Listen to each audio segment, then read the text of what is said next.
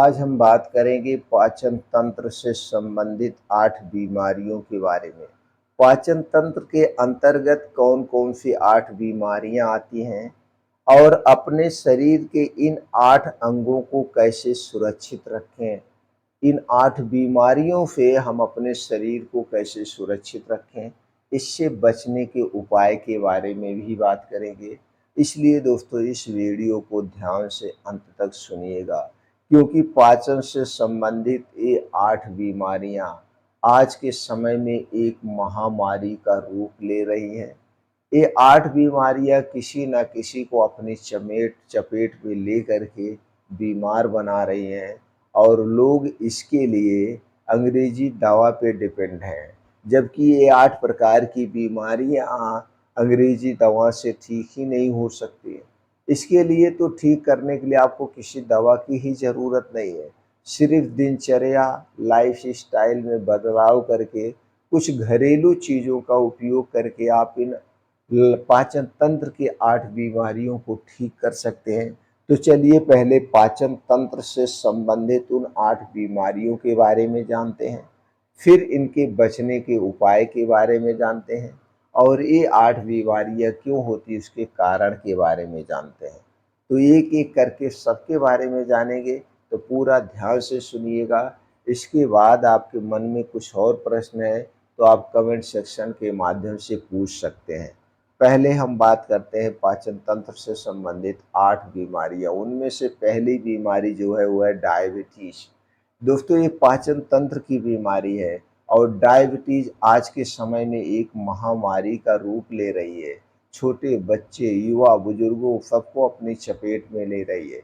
पाचन तंत्र की दूसरी बीमारी है वो है मोटापा। तीसरी बीमारी है दोस्तों वो है बवासीर। चौथी बीमारी है दोस्तों क्रोनिक कोलोटाइटिस। पांचवी बीमारी है एसिडिटी। छठी बीमारी है गैस्ट्रिक अल्सर, पीलिया, फैटी लीवर और कब्ज। ये 8 पाचन तंत्र से संबंधित बीमारियां हैं और इन 8 पाचन तंत्र से संबंधित बीमारियों को आप बिना दवा के ठीक भी कर सकते हैं, इन बीमारियों से बच भी सकते हैं और इन्हें कंट्रोल भी कर सकते हैं। तो दोस्तों चलिए जानते हैं ये बीमारियां होती क्यों हैं। दोस्तों ये 8 प्रकार की जो बीमारियां हैं आज के समय में किसी न किसी बीमारी से लोग ग्रसित हैं। इसके पीछे का कारण है गलत खान-पान, गलत दिनचर्या और गलत लाइफ़स्टाइल। दोस्तों जब आपकी दिनचर्या गड़बड़ा जाती है, यानी समय से आप खाते नहीं हैं, समय से सोते नहीं हैं और इसके बाद दोस्तों आपकी गलत लाइफ़स्टाइल है। आज के समय में लोग कोई मेहनत नहीं करते हैं, ना तो योगा, एक्सरसाइज़, मेडिटेशन भी नहीं करते हैं। पहले के समय था लोग काम करते थे, शरीर हमेशा एक्टिव मोड में रहता था और आज के समय में लोग अपने आप को मोबाइल पे, लैपटॉप पे समय बिता रहे हैं। तो दोस्तों आपको अपनी इन दिनचर्या में बदलाव करना होगा और ये सारी बीमारी होने का सबसे बड़ा कारण है गलत खान-पान।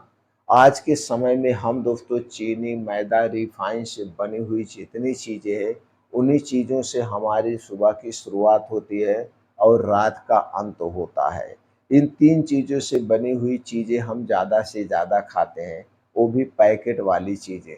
तो जो दोस्तों हमारे शरीर को बीमार बनाने के लिए काफ़ी है।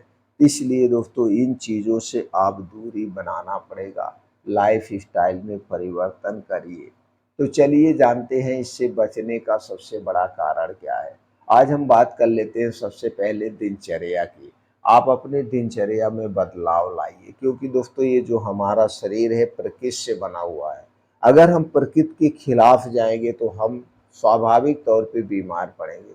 तो हमें प्रकृति के अनुसार ही चलना है, यानी प्रकृति के अनुसार सोना है, प्रकृति के अनुसार जागना है, प्रकृति के अनुसार हमें खाना चाहिए। तो चलिए पहले हम खाने पे ही बात कर लेते हैं, जो आज के समय में सबका गलत समय है और यही गलत समय खाने का लोगों को बीमार बना रहा है। तो दोस्तों प्रकृति के अनुसार हमें खाना कब खाना चाहिए? प्रकृति के अनुसार हमें खाना सूर्य डूबने के पहले खाना चाहिए। सूर्य डूबने के बाद खाने के नाम पे कुछ नहीं खाना चाहिए, क्योंकि सूर्य डूबने के बाद हमारा पाचन तंत्र स्लो हो जाता है। अगर हम सूर्य डूबने के बाद जो कुछ भी खाते हैं वो सही से डाइजेस्ट नहीं होता है, और जब सही से डाइजेस्ट नहीं होगा तो दोस्तों वो पेट में जाके सड़न पैदा करेगा, जिससे गैस कब्ज एसिडिटी आपको बनेगी। इसलिए रात का खाना सूर्य डूबने के पहले खाना चाहिए, और यह खाना एकदम हल्का होना चाहिए, सुपाच्य होना चाहिए। रात के खाने में गरिष्ठ भोजन नहीं होना चाहिए, तली भुनी चीज़ें नहीं होना चाहिए, नॉर्मली खाना होना चाहिए। और अगले दिन सुबह की शुरुआत कब करना चाहिए? सुबह की शुरुआत सूर्योदय के 2 घंटे के बाद हमें अपना खाना-पीना शुरू करना चाहिए। अगर हम ऐसा करते हैं तो हर एक बीमारी से दूर रहेंगे। इसके अलावा हमें चाहिए 6 से 7 घंटे की गहरी नींद। तो दोस्तों जब आप सूर्य डूबने के पहले खाना खा लेंगे, तो आप 10 बजे तक सोने चले जाएँगे, 5 बजे आपकी आँख खुल जाएगी। 7 घंटे की गहरी नींद आपकी पूरी हो गई, जो कि बहुत ज़रूरी है आज के समय में। और फिर सुबह आप 5 बजे उठ जाइए। उठने के बाद 1 से 2 गिलास गुनगुना पानी पीजिए, तुरंत आपके शरीर को एनर्जी मिलेगी, कब्ज़ से राहत देगी। अब डेली दिनचर्या से निवृत्त हो जाइए, 5 से साढ़े 5 बजे तक घर छोड़ दीजिए। 2 घंटे जम के आपको क्या करना है, 6 से 7 किलोमीटर का तेज़ गति से नंगे पाँव मॉर्निंग वॉक करना है, जहाँ मिट्टी हो, हरी घास हो, क्योंकि मिट्टी से जुड़ना बहुत ज़रूरी है। जब हम धरती माता से जुड़ते हैं तो हमारे शरीर को अर्थ प्राप्त होता है, जो हमेशा शरीर को एक्टिव मोड पे रखता है। तो इसलिए हमें नंगे पाँव मॉर्निंग वॉक करना चाहिए मिट्टी पे। मिट्टी पे जब हम मॉर्निंग वॉक करते हैं तो ओस की बूंदें पैर में लगती है, और छोटे-छोटे कंकड़ पैर में चुभते हैं, जो एक्यूप्रेशर का काम करते हैं। तो इसलिए नंगे पाँव हमें मॉर्निंग वॉक करना चाहिए। अब वहीं पे 10 से 15 मिनट कपालभाति, 10 से 15 मिनट भस्त्रिका प्राणायाम, 10 से 15 मिनट अनुलोम-विलोम, और 15 से 20 मिनट का ध्यान यानी मेडिटेशन करना चाहिए।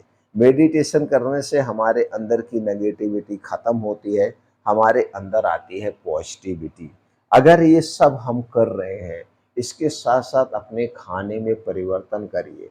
हमारा खाना 80% नेचुरल चीज़ों पर आधारित होना चाहिए। अगर हम नेचुरल चीज़ों की बात करें तो हरी साग-सब्जियाँ, ताज़ी मौसमी फल, बीन्स, ड्राई फ्रूट्स, मोटे अनाज, इनका सेवन करना चाहिए। हमें सिर्फ़ गेहूँ पे ही नहीं डिपेंड रहना चाहिए, सिर्फ़ गेहूँ की रोटी नहीं खाना चाहिए। मोटे अनाज में भरपूर मात्रा में फाइबर पाया जाता है, प्रोटीन पाया जाता है, जो हमारे पाचन तंत्र को गैस, कब्ज़, एसिडिटी से बचाता है। अब इसके अलावा पर्याप्त मात्रा में हमें पानी पीना चाहिए। ये पानी हमारे शरीर को डिटॉक्स करता है, शुद्ध करता है, और अपने शरीर के वात पित्त कफ को बैलेंस करना सीख जाइए। जिस दिन से आप अपने शरीर के वात पित्त कफ को बैलेंस करना सीख गए, उसी दिन से आप स्वस्थ और निरोग रहेंगे। क्योंकि दोस्तों जब शरीर का वात पित्त कफ बढ़ता है, तभी हमारा शरीर बीमार पड़ता है, और नहीं तो हमारा शरीर स्वस्थ रहता है। दोस्तों वात पित्त कफ क्या है, इससे संबंधित चैनल पर बहुत सारी वीडियो पड़ी है, आप देख सकते हैं, अपने ज्ञान को बढ़ा सकते हैं, आप बीमारियों से बच सकते हैं।